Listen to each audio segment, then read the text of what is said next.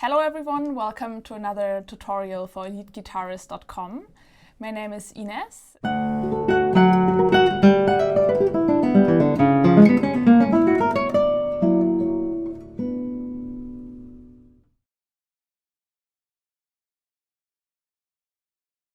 Today we will have another piece by Agustin Barrios, and this time it will be the Ultimo Tremolo, Una Limosna por el Amor de Dios. So it will be a tremolo piece. There's not much else going on, like tremolo all the way through. It's a beautiful, beautiful piece, and I hope you will have fun learning it. For this tutorial, I will play a guitar by the Korean builder Woon San Lee. It's this beautiful guitar with this nice maple in the back, and the guitar is for sale at GSI, Guitar Salon International, and I would like to thank our friends at GSI for letting me play this guitar for the entire tutorial. I hope you enjoy it. Thank you. So this piece is entirely based on a technique we call tremolo, and tremolo means we play with all four fingers, like P, A, M, I, and we alter them a certain way, and it's always the same way. So we always play the thumb, and then A, M, and I.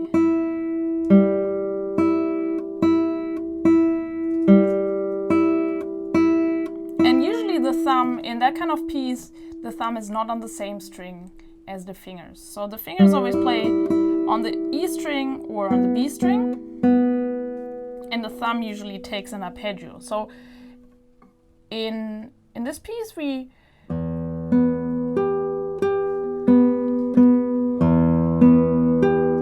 that's what the thumb plays, arpeggio.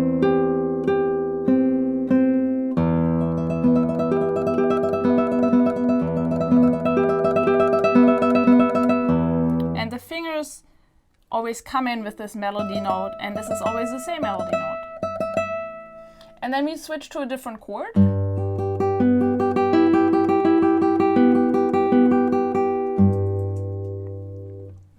And that's how we alter the notes we play. So it's really just like we usually hold a chord down and just play this technique in the right hand. So the chords itself are like sometimes more hard than others. We will go through them all, of course. And the technique always stays the same. So you can really play around with this technique. And you can also practice it without the tremolo. So that's actually what we're going to do. We're like not practicing it with the tremolo right now because it's going to be a little bit too many notes at the same time. So I will play just one of the notes on top, and the thumb notes, and I will just always pluck them with my A finger. When you practice that at home, I recommend just practicing with the A finger, and then later when you get the tremolo ready and it's all ready to go, then you just add the tremolo.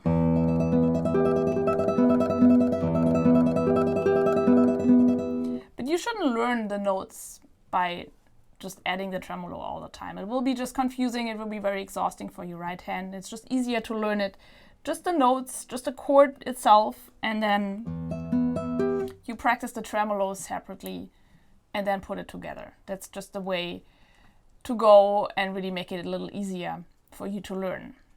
So now let's get started with the first measure. So the first two measures actually have no tremolo in it. So it's just the thumb, or what I do, I play thumb, thumb, index, index, and then thumb, thumb. I just want to get the best sound as possible in those couple notes. They just come by themselves. There's no tremolo in there yet. So I'll just get a better sound with my index finger on the G string. If you feel like you want to prepare and play everything with your thumb,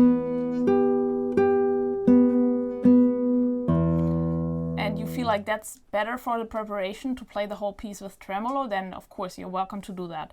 I just like my index finger here to get a better sound.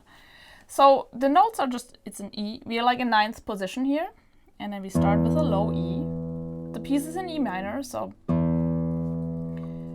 then we have this B here, that's the 9th fret on the 4th string, and the G, 2 Gs, back to B,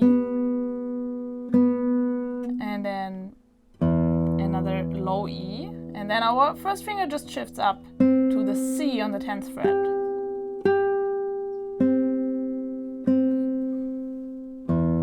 And then there was a little intro. That's a little intro. It's just 2 measures. And you can already put your pinky here on this high E, because that's the tremolo. When the tremolo starts, it starts with this E here on the 12th fret. So you might want to have your pinky there. If you feel like this is tensing, this is like exhausting for your hand, just don't do it. It doesn't matter. Just the beginning with the little intro, 2 measures.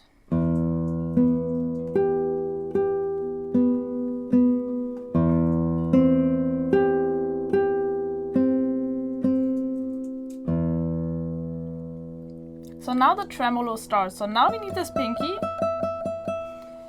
Now we just add the tremolo and essentially play the first measure. So this is measure 3 after the intro, but the thumb just does the same thing. And we just add the tremolo.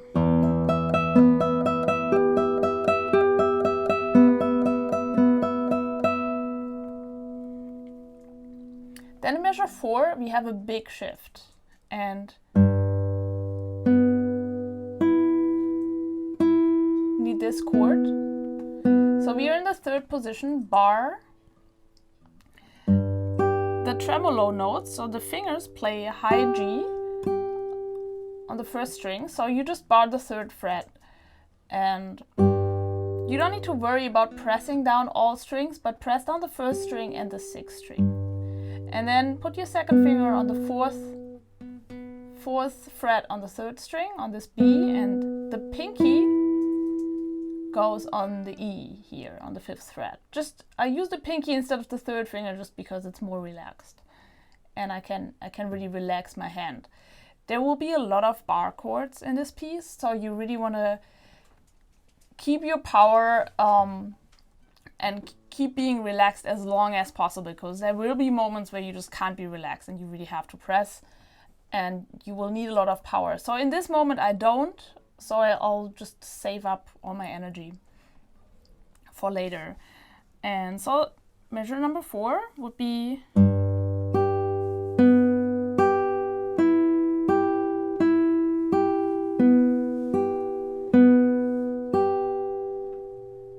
now I just lift the bar and I do this hinge bar here. So I just lift my 1st finger. I still have my 1st finger pressed down this G here, and I play the same thing, well, almost the same thing. So I go, now we have an A in the bass.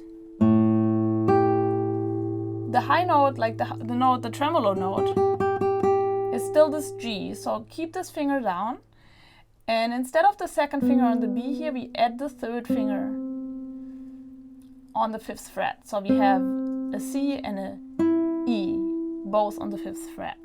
And then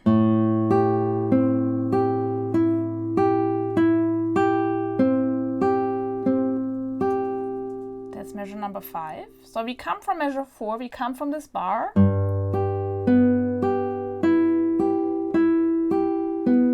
Now I lift the bar, but not the entire bar, just the tip, so that I don't have to press all the way. Then I have an open A, add my 3rd finger on the 5th string,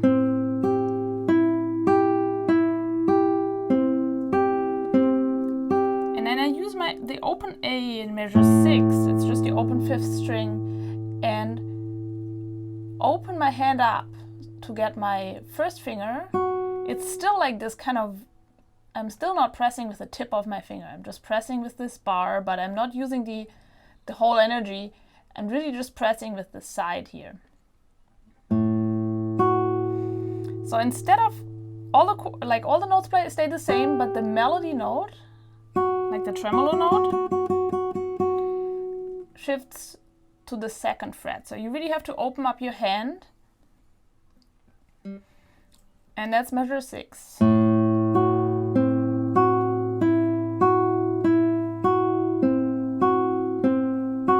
So from measure 5, it's the same fingers and everything, just shift back.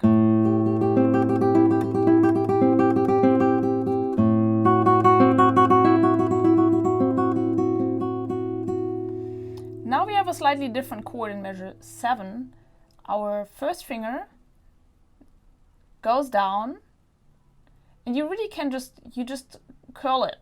That's it. You don't have to really move it that much. If you see what I'm doing here with my first finger, I really just curl it from this hinge bar, curl it down, and it finds the way to the C.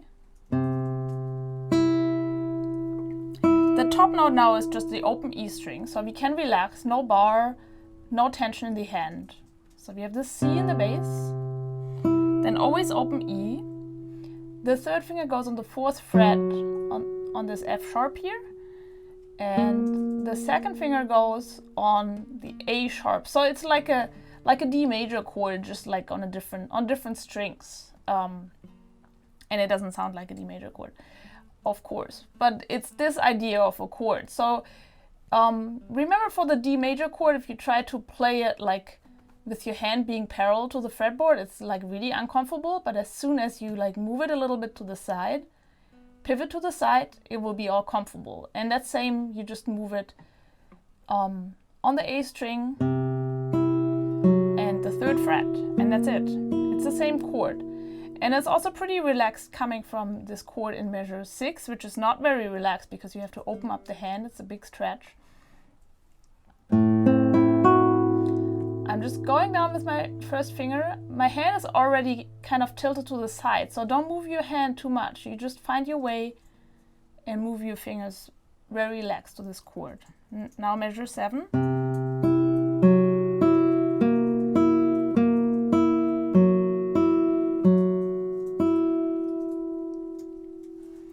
Now we move to this like somewhat B major chord here.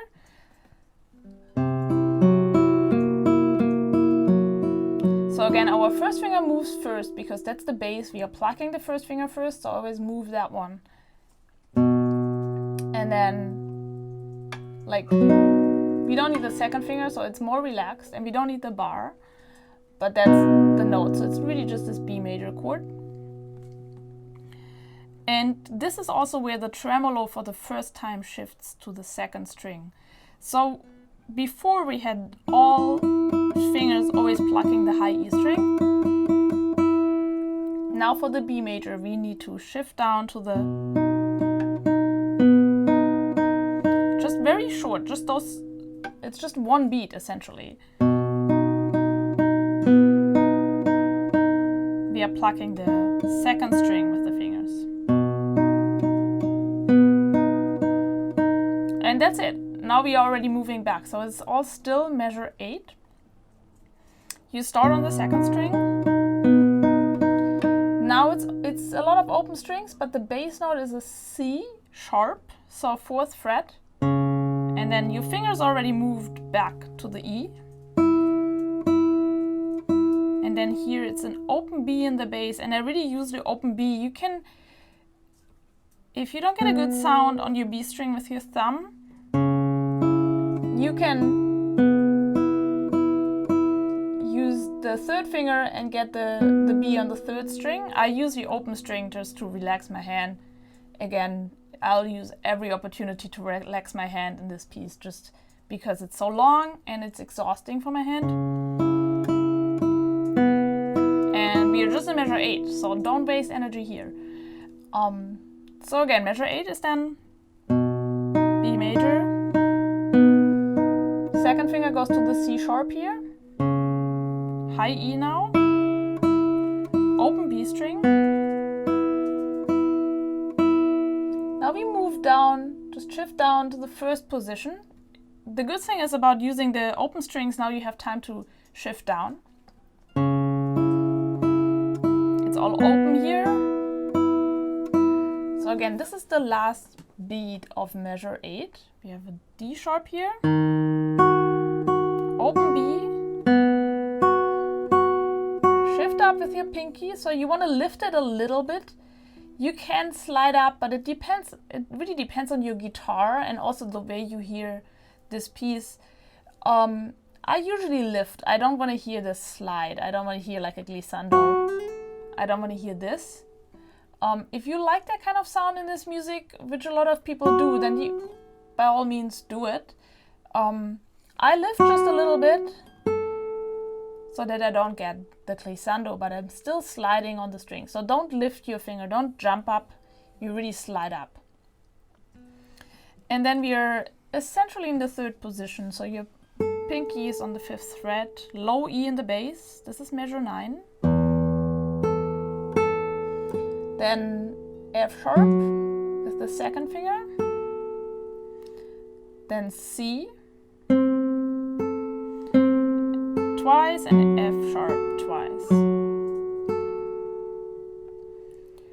So this measure 8 is a little different from the other measures because we have a lot of chord changes in between the measure. Usually we just, so far, measure 1 through 7, we had one chord shape for the whole measure, and you really can keep all the fingers down. And measure 8 was a little transition, so there was more movement. And then in measure 9 we are back to our one chord per measure idea. So this is our chord for measure 9. This is the bass line, and the tremolo just goes on A. So 5th fret.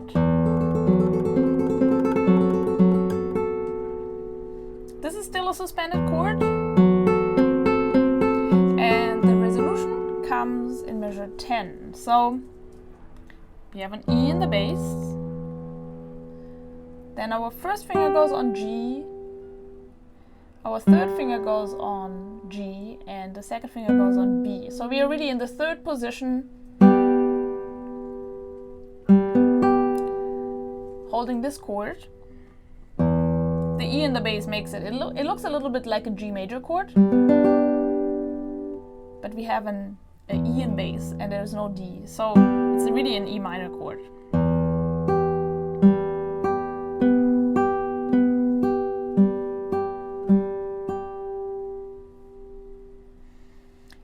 So this is the first time it relaxes a little bit since the beginning. So I would like to just play without the tremolo slowly from the top. And instead of playing tremolo, I just pluck my A finger once.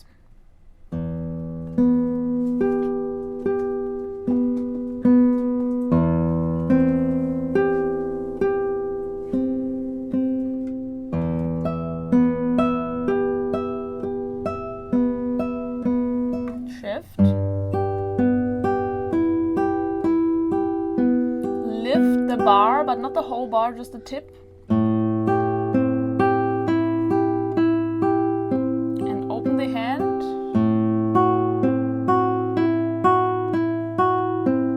Now the tip moves already.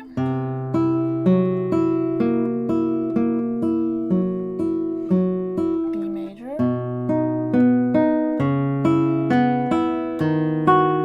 And slide up.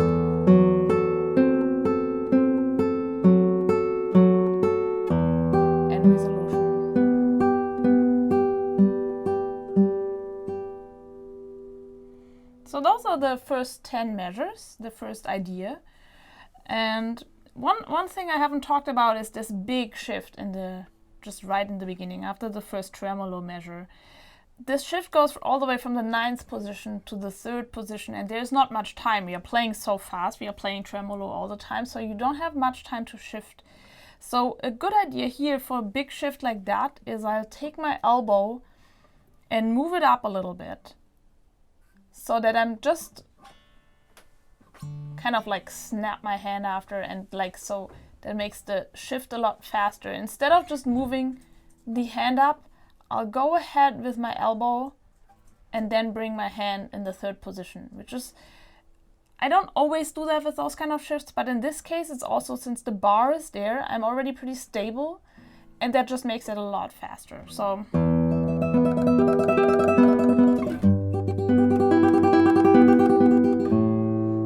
all I'm worrying about when I'm shifting is like getting my elbow ready and then getting the bass note ready. That's the most important thing, because in the worst case you can make a little break.